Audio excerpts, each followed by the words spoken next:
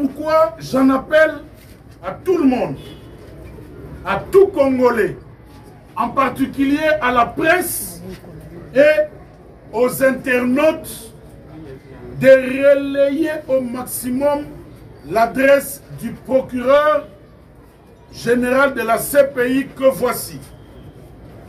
OTPLINK.ICC-CPI.INT. Cette adresse ou ce lien internet doit être présent dans l'esprit de chaque Congolais et de chaque personne qui a des informations à transmettre à la justice pénale internationale. C'est une adresse que chaque Congolais doit relayer. Expliquer à chacun comment l'ignore. Que personne ne l'oublie, c'est le procès au niveau de la CPI. Il vous souviendra qu'en octobre et au début de cette année, le procureur près la CPI a indiqué qu'il attend les preuves qui doivent venir de la RDC, c'est-à-dire des victimes. Actuellement, 3 procès en cours contre le Rwanda de Paul Kagame et ses supplétifs du M23, lesquelles procédures ou procès requièrent les preuves qui doivent venir à la fois des victimes, mais aussi des témoins ou encore de toute personne ayant des informations. C'est un rappel important à la ville et au monde. Ceci concerne nos compatriotes de Goma, Bukavu, c'est-à-dire les territoires sous occupation, mais aussi nous tous Congolais. Je voudrais rappeler actuellement 3 procès en cours contre le Rwanda de Paul Kagame et ses supplétifs du M23, lesquelles procédures ou procès requièrent les preuves qui doivent venir à la fois des victimes, mais aussi des témoins ou encore de toute personne ayant des informations à fournir à la justice internationale.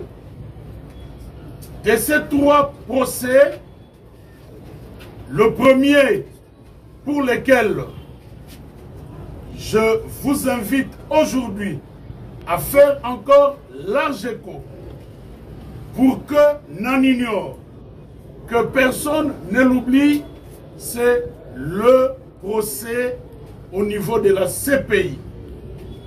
Il vous souviendra qu'en octobre et au début de cette année, le procureur près la CPI a indiqué qu'il attend les preuves qui doivent venir de la RDC, c'est-à-dire des victimes, des témoins, des journalistes, de la société civile et de toute personne pouvant lui fournir des renseignements utiles sur les exactions qui sont commises en République démocratique du Congo.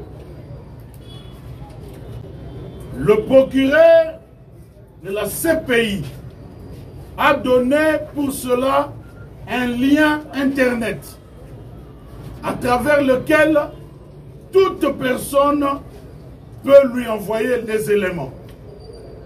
Notre rappel de ce jour consiste à dire à nos compatriotes de Goma, Bukavu, des territoires occupés, que non seulement nous ne les avons pas oubliés, mais le gouvernement continue à travailler d'arrache-pied selon les instructions de son Excellence, Monsieur le Président de la République, chef de l'État, commandant suprême des forces armées de la République démocratique du Congo et de notre chef du gouvernement, Madame Judith Suminwa Tuluka, pour que ceux qui commettent ces exactions finissent par être poursuivis et condamnés.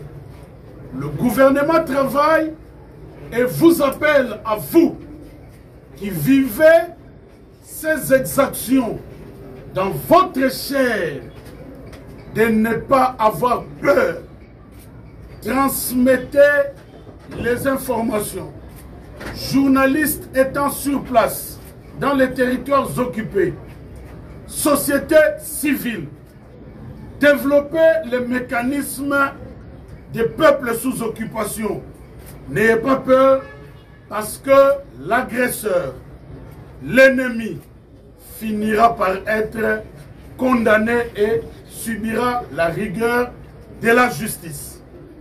Voilà pourquoi j'en appelle à tout le monde, à tout Congolais, en particulier à la presse et aux internautes, de relayer au maximum l'adresse du procureur général de la CPI que voici. OTPLINK.ICC-CPI.INT. Cette adresse ou ce lien Internet doit être présent dans l'esprit de chaque Congolais et de chaque personne qui a des informations à transmettre à la justice pénale internationale. C'est une adresse que chaque Congolais doit relayer, expliquer à chacun comment l'utiliser. Et c'est à travers cette adresse que ceux qui ont des informations doivent contacter le procureur pour lui dire à quelle date, à quel endroit, tel groupe, tel acteur a posé tel acte. C'est là les informations que le procureur attend.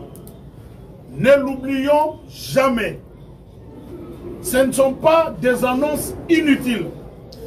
Voilà pourquoi nous vous les rappelons aujourd'hui. Relayez au maximum. Chers internautes, n'oublions pas cette adresse, entraînant les victimes à pouvoir bien l'utiliser. À part la procédure devant la CPI, et donc avec le procureur, il y a deux autres procédures en cours. Là, le procès devant la Cour de justice de l'EAC et le procès devant la Cour africaine des droits de l'homme et des peuples, qui ont déjà commencé à Arusha.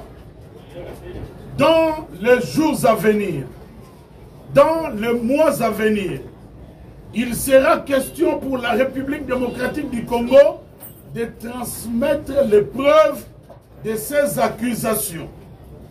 Ici, nous sommes dans un autre schéma.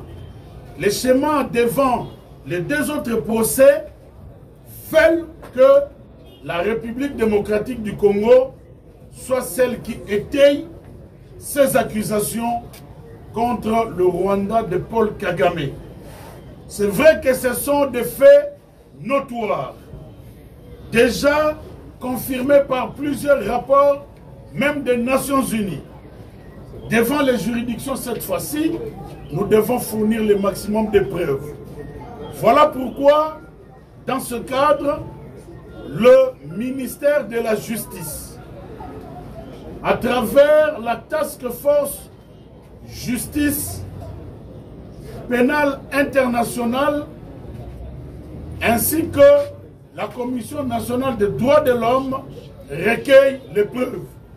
N'hésitez pas à contacter le ministère de la Justice, n'hésitez pas à contacter la Commission nationale des droits de l'homme, n'hésitez pas à contacter les organisations de la société civile qui sont outillées pour nous transmettre ces éléments, parce que dans le cadre des 2 derniers procès dont je viens de vous parler, c'est la RDC qui va transmettre les preuves.